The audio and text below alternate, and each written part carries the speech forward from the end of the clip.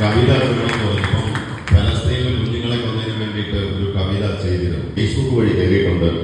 നിങ്ങൾ ഫേസ്ബുക്ക് വഴി share ചെയ്തൊന്നും maximum എത്തിച്ച് കിട്ടണം. അതിൽ പച്ചയായിട്ട് പറഞ്ഞിട്ടുണ്ട്, ലോകത്തിൽ ഒരു കുഞ്ഞും കൊല്ലപ്പെടരുത്. അവിടെ ഒരു കുഞ്ഞു ഇവിടെ ഒരു മതത്തിലും ജനിക്കുന്നില്ല, ഒരു ജാതിയിലും ജനിക്കുന്നില്ല. ജനിച്ചു വീണ് കുറെ കാലം കഴിയുമ്പോൾ അവരുണ്ടാക്കുന്നതാണ് ഇവിടെ ജാതിയും മതവും.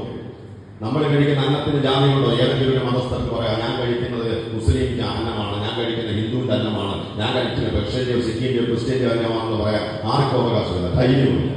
പിന്നെ എവിടുത്തെ ഈ സാധനമാണ്? ഓരോരുത്തരും അവരുടെ ആചാരത്തിനും വിശ്വാസത്തിനും ജീവിക്കട്ടെ, മറ്റാചാരങ്ങളെ നിന്ദിക്കാതെ നന്മയുടെ പോട്ടെ. സത്യം പറഞ്ഞ സങ്കടം വീഡിയോ മൊത്തം ഒന്ന് കണ്ടുപോകും.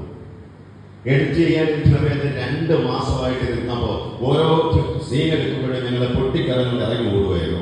വല്ലാത്തൊരവസ്ഥയാണ്. പൊട്ടിക്കുഞ്ഞുങ്ങൾ, കൊച്ചു കുഞ്ഞു നമ്മുടെ വഴിയിൽ ഇരിക്കുന്ന ഈ ഒരു കുഞ്ഞിനൊരു പനി വന്ന് നമ്മൾ സഹിക്കും.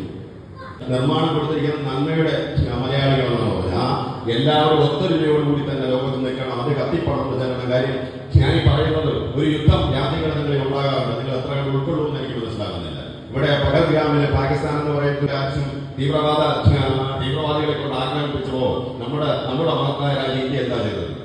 8ന്റെ പണി 100 ഇരട്ടിയായിട്ട് തിരിച്ചു കൊടുത്തു. മറിച്ച് അവിടെ അഭയാർത്ഥി ക്യാമ്പുകളിൽ നിറഞ്ഞു നിൽക്കുന്ന കുഞ്ഞുങ്ങളെ കൊല്ലാനോ, പാവപ്പെട്ട വീടുകളിലെ കുഞ്ഞുങ്ങൾ പഠിക്കുന്ന പള്ളിക്കൂടങ്ങളെ നശിപ്പിക്കാനോ, ആശുപത്രികൾ നശിപ്പിക്കാനോ നിന്നിട്ടില്ല. അതാണ് ഇന്ത്യയുടെ മഹത്വം. പോക്കറ്റടിക്കുന്നവനെ ശിക്ഷിക്കാൻ നിയമമുണ്ട്, കള്ളത്തരം ചെയ്യുന്നവനെ ശിക്ഷിക്കാൻ നിയമമുണ്ട്, തല്ലുന്നവനെ ശിക്ഷിക്കാൻ ലോകത്ത് നിയമമുണ്ട്, കൂട്ടക്കുരുതി ചെയ്യുന്നവനെ മാത്രം ശിക്ഷിക്കാൻ നിയമമില്ലെന്ന് പറഞ്ഞാൽ നമ്മൾ മനുഷ്യരാണ് എന്ന് ഉറച്ചു വിളിച്ചു പറയാനുള്ള ബോധമാകണം. കൂട്ടായ്മയാവണം നമ്മൾ നന്മയുടെ